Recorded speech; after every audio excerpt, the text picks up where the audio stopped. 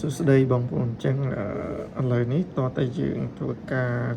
រត់ស្តុកហើយ print 2 ដងទើបយើងអាចធ្វើការ check out បានអញ្ចឹងនៅពេលដែលយើងធ្វើការរត់ស្តុករួចរាល់ហើយគ្រប់មុខទំនិញហើយយើងចុចលើពាក្យ confirm នេះបន្ទាប់ពីយើងចុចពាក្យលើ confirm នេះហើយយើងឃើញមានកន្លែងនេះគេដាក់ថា view PDF ឬក៏អីអញ្ចឹងណាអញ្ចឹងកន្លែងហ្នឹងយើងអាចចុចពាក្យ view ហ្នឹងមកហ្នឹងមកនេះយើងឃើញមានសញ្ញា print យើងអីចុចលើពាក្យ view បន្ទាប់មកទៀតយើងចុចលើពាក្យBluetooth printer នេះចុចលើហ្នឹងមក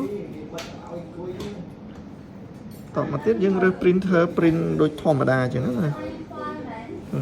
តមកយើងចុច print ទៅ